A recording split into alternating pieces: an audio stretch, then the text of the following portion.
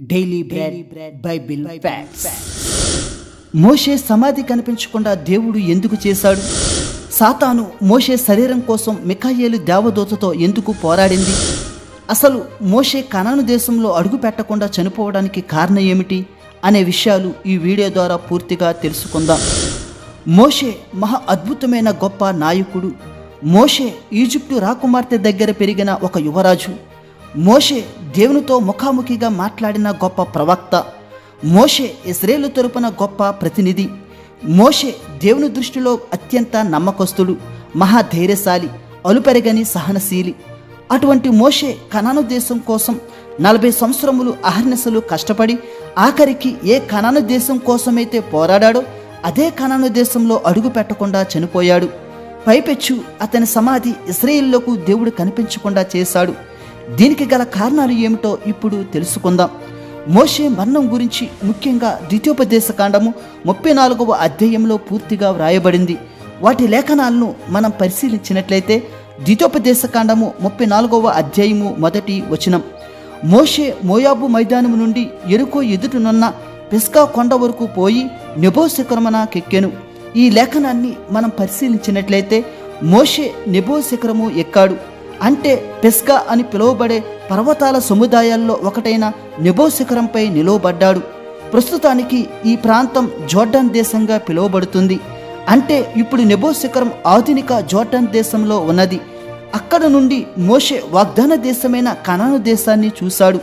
అంటే దేవుడు మోషేకు కనాను దేశంలో అడుగు పెట్టడానికి అనుమతి ఇయ్యలేదు, కానీ చూడడానికి అనుమతి ఇచ్చాడు. అప్పుడు మోషే నెబో శిఖరం నుంచి కనాను దేశం యొక్క పశ్చిమ వైపు చూశాడు. మామూలుగా అయితే కనాను దేశం యొక్క భూమి ఉత్తరం నుండి దక్షిణం వరకు అప్సవ్య దిశలో ఉంటుంది. కావున జోర్డాన్ దేశమైన నెబో శిఖరం పైనుంచి చూస్తే దాదాపు కనాను దేశమంతటి పరిధిని చూడవచ్చు. అందుకే దేవుడు మోషేను నెబో శిఖరంపై నిలవబెట్టాడు. అప్పుడు మోషే కనాను దేశాన్ని తన హృదయం పులకించేంతగా తనివితీరా చూసి అబ్రహాము, ఇస్సాకు, యాకోబు సంతతికి ఇస్తానన్న వాగ్దాన భూమిని స్మరించుకుంటూ దేవుడు ఇచ్చిన ఈ గొప్ప అవకాశానికి ఆనందభరితుడైనాడు. విచిత్రం ఏమిటంటే మోషే కనాను దేశానికి చాలా దగ్గరగా ఉన్నాడు, కానీ అడుగు పెట్టలేని చాలా దూరంగా ఉన్నాడు. అయినా మోషేకు ముందే తెలుసు కనాను దేశంలో అడుగు పెట్టడానికి అనుమతి లేదని. అయినా ఆనందంతో దీనిని స్వీకరించాడు. ఎందుకంటే ఈ విషయాన్ని మోషేకు దేవుడు ముందుగానే చెప్పాడు. సంఖ్యాకాండము 20వ అధ్యాయము 7 నుంచి 12 వచనాలు మనం చదివినట్లయితే ఇశ్రాయేలులకు వారి పశువులకు నీళ్లు ఇవ్వడానికి మోషే అహరోనులకు దేవుడు ఈ విధంగా సెలవిచ్చాడు, మీరు ఈ బండను కొట్టగా నీళ్లు సమృద్ధిగా వచ్చి ఇశ్రాయేలులకు వారి పశువులకు దాహము తీర్చును అని చెప్పగా, అప్పుడు మోషే అహరోనులు ఆయన సన్నిధి నుండి ఒక కర్రను తెచ్చి బండను 2 సార్లు కొడతారు. అప్పుడు నిజముగా బండ నుండి నీళ్లు సమృద్ధిగా ప్రవహించాయి. వారికి దాహము తీర్చబడింది.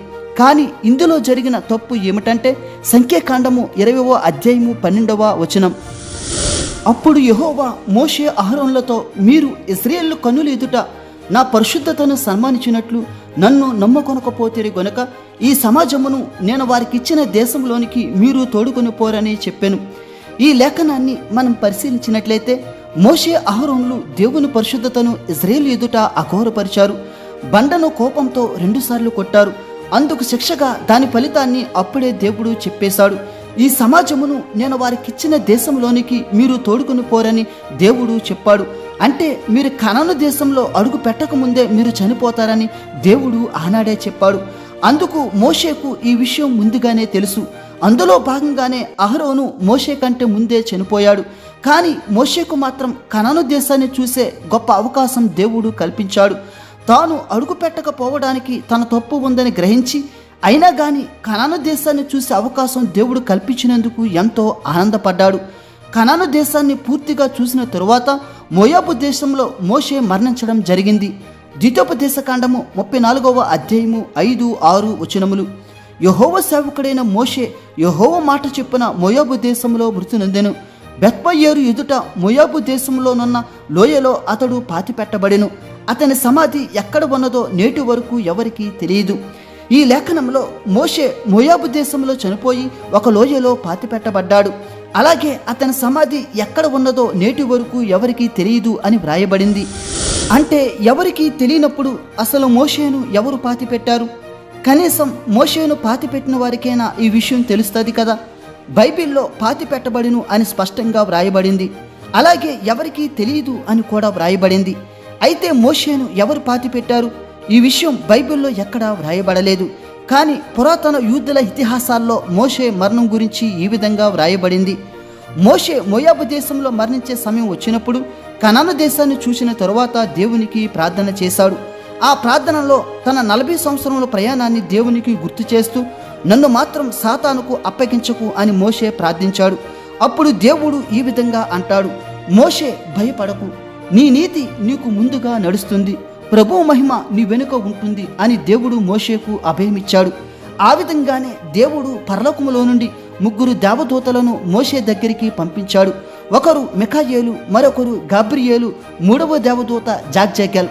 గాబ్రియేలు దేవదూత మోషేకు మంచాన్ని ఏర్పాటు చేశాడు. మిఖాయేలు మంచంపై ఓదరంగు వస్త్రాన్ని కప్పాడు. జాగ్జేగెల్ దేవదూత ఒక ఉన్ని దిండును ఏర్పాటు చేసింది. అప్పుడు మోషే ఆ మంచం మీద పడుకున్నాడు. ఆ తరువాత మోషే తల పైభాగంలో దేవుడు ఉన్నాడు. మోషే కుడివైపున మిఖాయేలు దేవదూత ఉన్నది. మోషే ఎడం వైపున గబ్రియేలు దేవదూత ఉన్నది. మోషే పాదాల దగ్గర జాగ్జేగెల్ దేవదూత ఉన్నది. అప్పుడు దేవుడు మోషేతో, నీ చేతులు మడిచి నీ రొమ్ము మీద పెట్టుకో అన్నాడు. అలాగే నీ కన్నులు కూడా మూసుకో అన్నాడు. అప్పుడు దేవుడు చెప్పినట్లుగానే మోషే తన చేతులు రొమ్ము మీద పెట్టుకుని కన్నులు మూసుకున్నాడు. అప్పుడు దేవుడు మోషే ఆత్మతో ఇలా అన్నాడు, నా సేవకుని శరీరంలో 120 సంవత్సరములు నీవు ఉండాలని నీకు ఆజ్ఞాపించాను. ఆ సమయం ఇప్పుడు అయిపోయింది. కాబట్టి అతని శరీరాన్ని విడిచిపెట్టడానికి వెనుకాడవద్దు. అతని శరీరాన్ని విడిచిన తరువాత నా మహిమా సింహాసనం ఉండు చోటికి వెళ్ళి అక్కడ విశ్రాంతి తీసుకో అని మోషే ఆత్మతో దేవుడు మాట్లాడాడు. ఈ మాటలన్నీ మోషే కూడా విన్నాడు. మోషే కూడా ఎంతో సంతోషంతో ఇది జరిగేలాగున వ్యవహరించాడు. అప్పుడు దేవుడు మోషే నోటిపై ముద్దు పెట్టి మోషే ఆత్మను తీసుకున్నాడు. ఈ విధంగా మోషే యొక్క ఆత్మ శరీరం వేరైనది. ఇప్పటి వరకు చెప్పిందంతా యూదుల పురాణాల్లో వ్రాయబడింది. అందుకే ద్వితీయోపదేశకాండము 34:5లో యెహోవా మాట చొప్పున మోషే మృతి పొందాడు అని వ్రాయబడింది. అంటే మానవుడు చనిపోవడానికి 903 విభిన్న మార్గాలు ఉన్నాయి. అందులో ఉత్తమమైనటువంటి మరణం మోషే మరణం. అది ఎలాగంటే దేవుడు మోషే ఆత్మను ఒక ముద్దుతో తీసుకోవడం ద్వారా మోషే మరణించాడని మధ్యయుగపు యూదుల రబ్బీ అయిన మైమోనిడెస్ వివరించాడు.